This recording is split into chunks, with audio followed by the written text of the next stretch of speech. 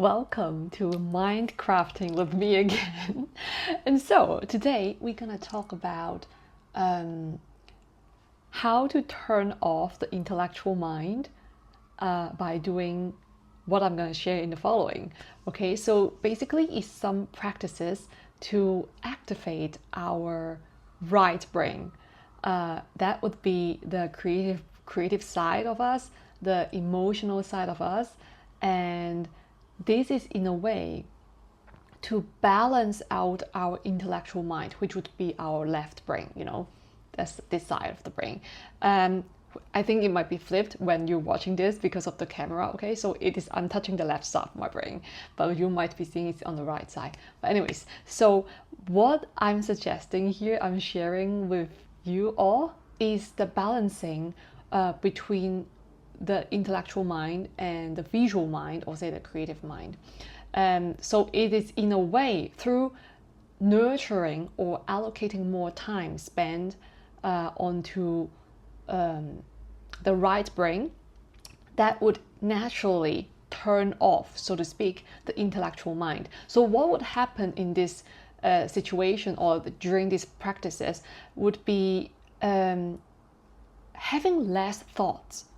Okay, having less thoughts and also seeing more visuals, because I would also use certain images to help of us to visualize and to actually feel how it actually is, like giving examples so that we all can apply to using these certain techniques, which are actually very simple, very scientific and very effective. Okay, so right, so if you are someone that you feel like you are someone that is very heavily into your intellectual aspect of yourself or the intellectual mind, and you would like to explore your right side of the brain more, and also just feel about it, how it can come into a more equilibrium within oneself, the right brain and the left brain, so to have a more balanced way of being, state of being even,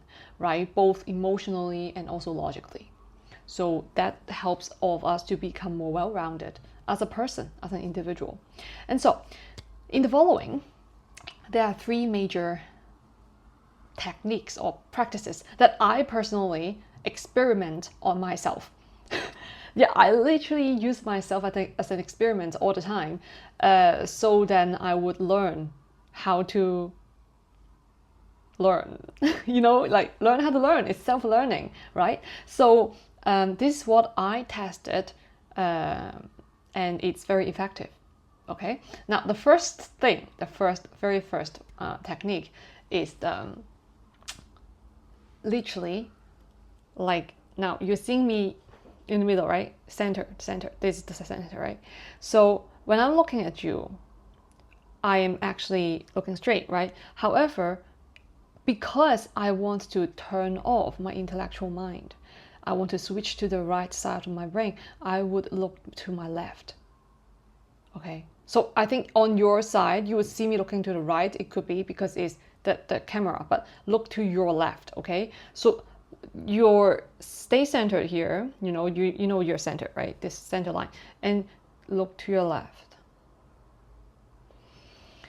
Now, I immediately would feel my right side of the body relaxed, like feeling much more relaxed, muscles, and also I would not, now I'm not actually speaking very efficiently now because I don't really have much thoughts in my mind. My thinking process slows down, okay? And I think you can feel it. You can feel my thinking process slows down. It's because I'm activating my right brain, okay? And because the left brain actually has the functions, okay? Controls the functions of speech. So if I turn my eyeballs, look to the left side, I'm actually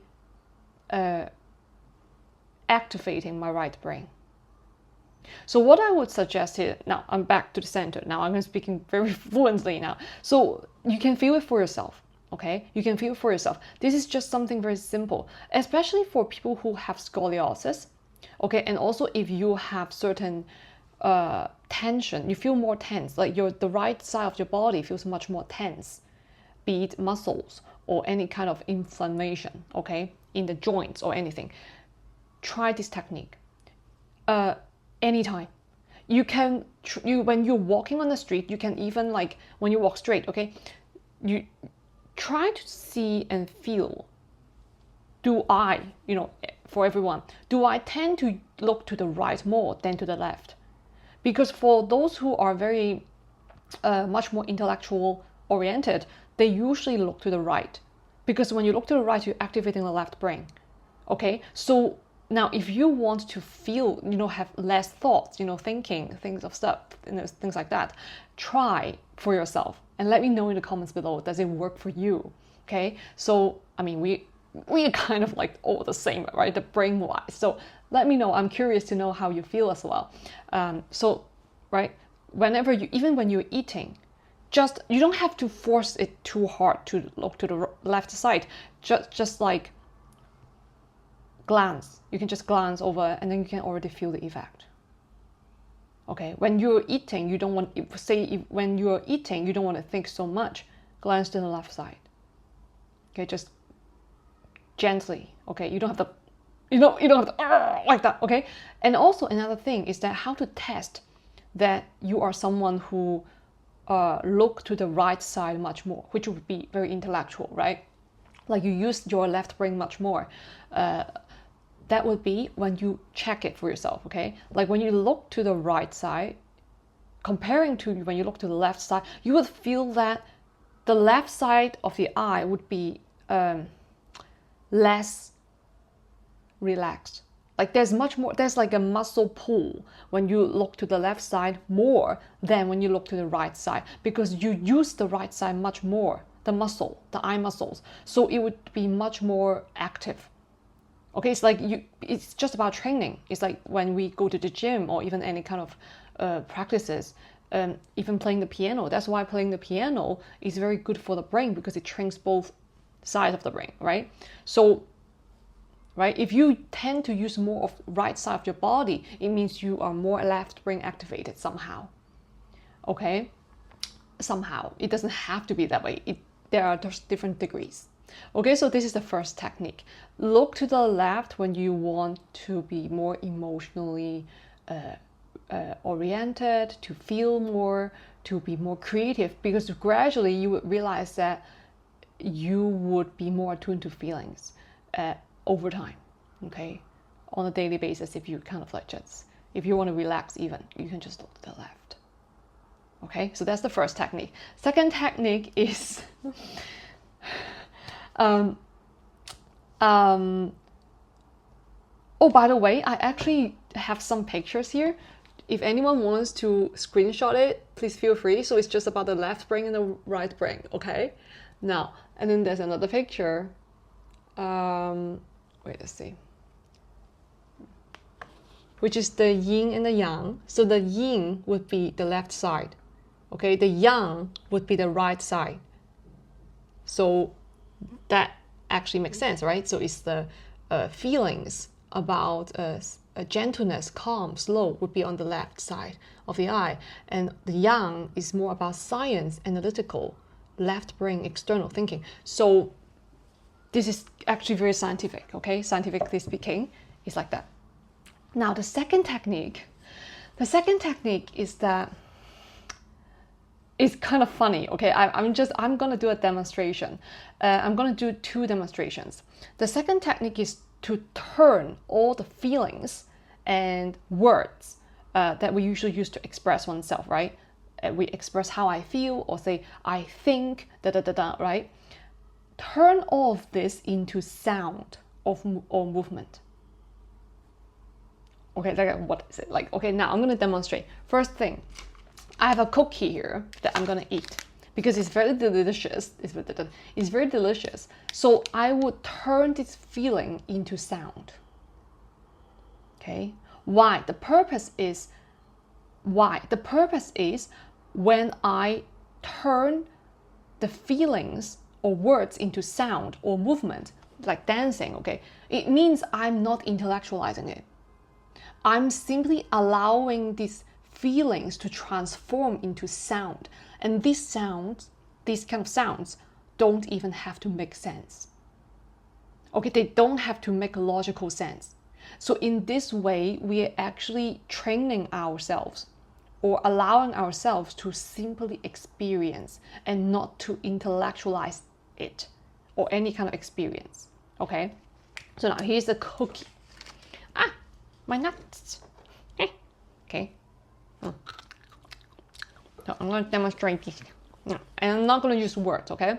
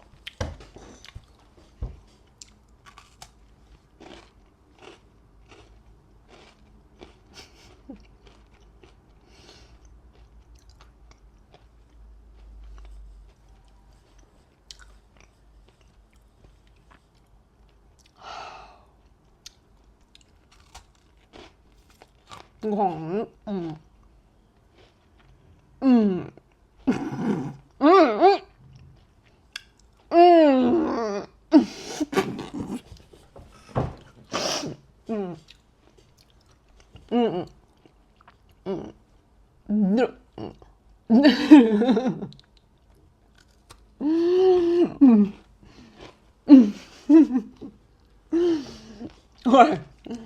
Do you get what I'm trying to say? It's because imagine when we're babies, we don't speak. That's how we express. So in this way, we are actually mimicking or reintroducing ourselves to feel like a baby. Children are very imaginative, very creative. And that's because they're not limited by the languages. They're not limited by words. The expressions and emotions flow freely, right? And that's what we are practicing here. Yes, we can do it anytime. Alone. You know, when you're eating alone, you're just like, oh, this. When you say, this is so delicious, try to apply this technique, which is like, don't say this is so delicious. You can also say delicious, but you can try to say,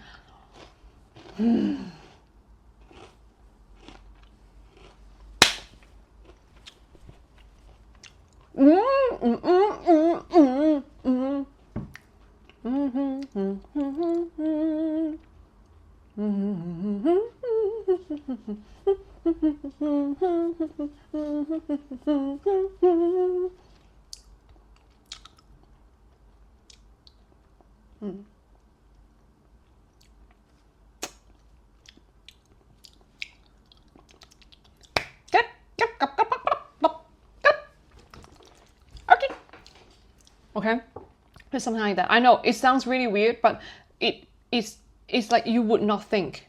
You would not think, because we turn every feelings and words into movements. You can even dance. You know, you can even dance. You can even sing, but no words. That is actually to train the right brain, that we simply are expressing our experiences, how we feel. Okay, or another demonstration would be, instead of saying that's very good, you know, to someone or anything, or trying to comment on something, intellectualizing something, a certain experience in order to give feedback, we can actually try to be like,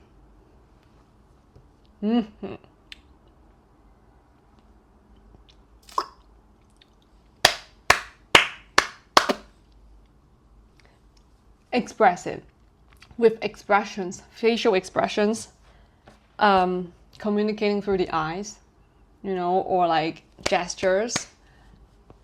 These are all movements and sounds, but no words, not a single word. So this is actually mimicking or reintroducing ourselves back to the infant state, where we can express so freely without any limitations. That would be languages and words. That would be actually in speech, you know, intellectualizing it. But now that we can reintroduce back to nurture our creative mind. Okay, that is actually, it would be very useful. Okay, now the third technique would be turn thoughts. Okay, because when people are, personally, I am such a person as well. I have this side of me that I can be very, very intellectual. And when I have a lot of thoughts, apart from the first two techniques that I would apply to my daily life, the third technique would be to turn the thoughts into visualization or imagination.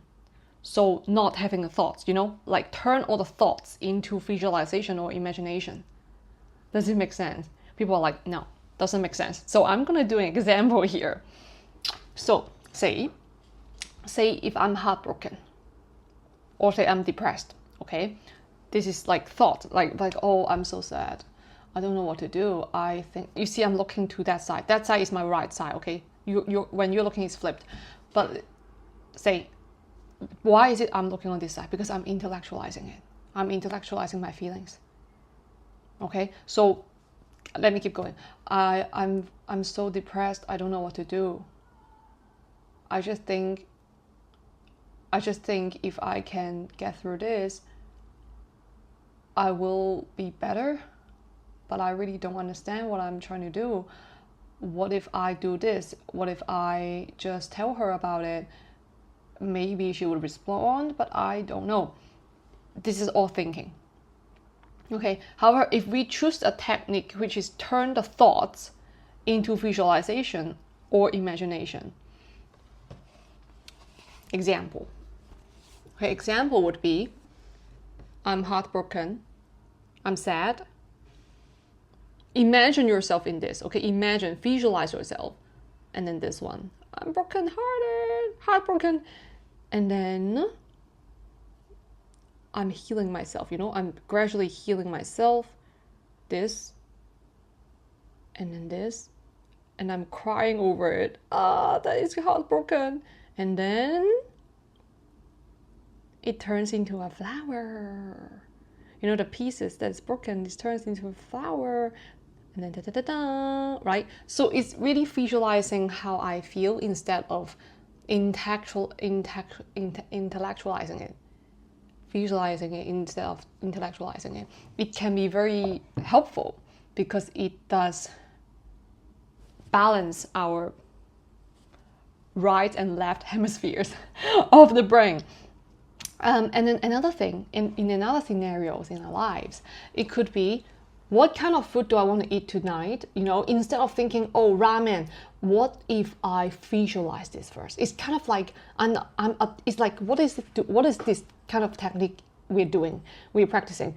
It's basically learning a visual language instead of like English or Italian, a systematic language.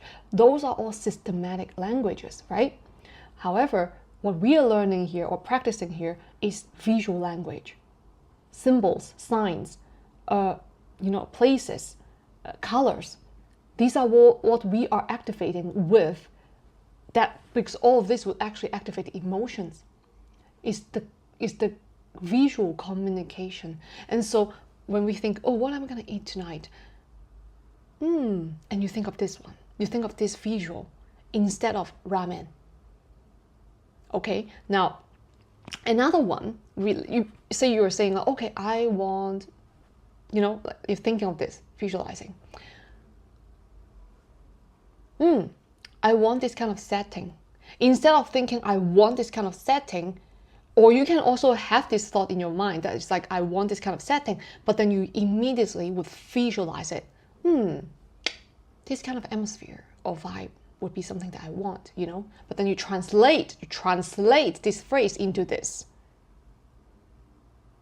This is active visualization. Okay? Now, another scenario in our life would be when you feel kind of low. You are feeling quite disencouraged. Okay? Now, what can we do? We can visualize this. I'm courageous. I'm courageous. I'm the sun. Okay, I'm empowered from within. And you translate this phrase into this visual. Imagine yourself having this sun in the middle of your, the stomach, which is the solar plexus. The solar plexus, okay, between the navel and below the chest, between the chest and the navel. That is the solar plexus, okay. And so you're like, I'm courageous. This is the visualization of it.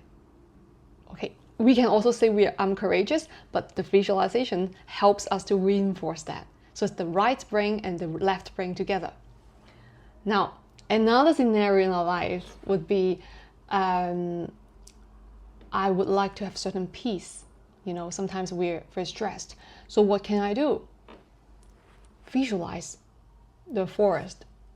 Sometimes we don't have to use, we can also find pictures like this, save it on your phone or change your wallpaper of your phone, the screen of your phone, and adjust your wallpapers according to your own emotional needs.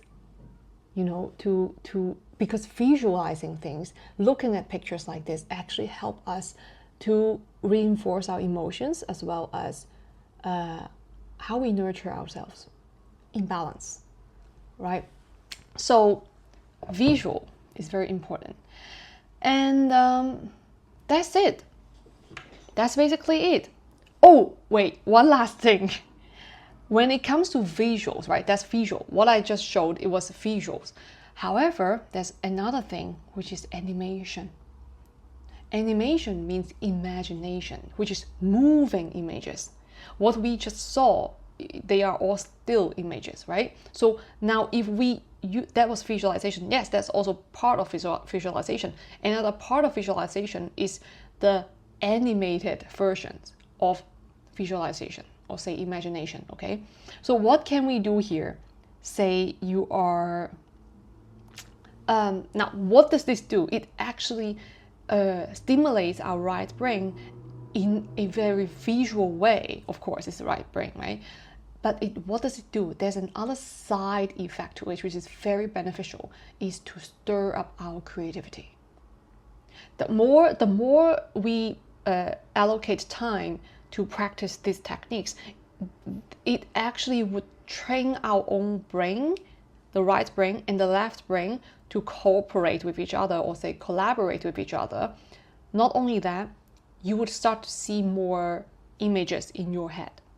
That is actually very healthy because it reinforces the right brain, to develop, to bloom, to feel, and to creatively link things together and generate new ideas.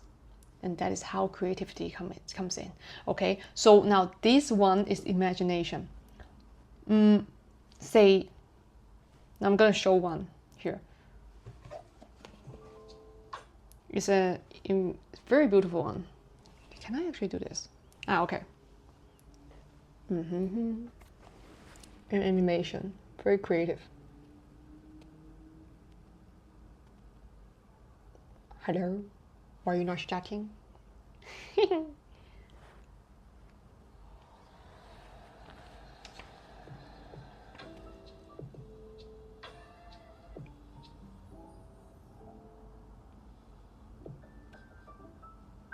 Oh, why is it not starting? Oh, maybe it can't. I'm so sorry. Excuse me.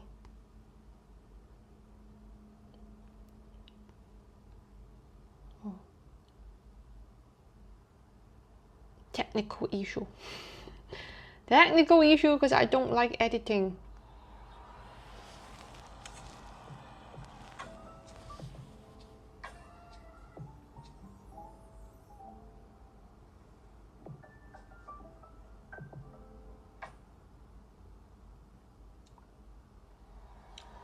Okay, show is basically like that. Like you can imagine a lot of things in your life and turn it into something very positive, like positive outcomes, and also surrealism, you know, everything is interconnected, and just to make ourselves feel more comfortable, that is the gist of this entire video. You know, Minecrafting, to turning off our intellectual minds, our, you know, minds that have a lot of thoughts running through, and use visuals to calm ourselves, because we then can be in tune with our emotion mind, or say the right brain, the creative mind. And so when we reach an equilibrium within ourselves, which is balance, then our right brain and left brain would cooperate and collaborate together to generate thoughts and new ideas that are very positive for our well-being. So I hope you find this video helpful, and if you have any feedbacks on your side, if you practice any of these techniques, I would be very happy to learn about your experiences. Okay, so please feel free to leave comments below, and I will see you in the next one. Bye bye.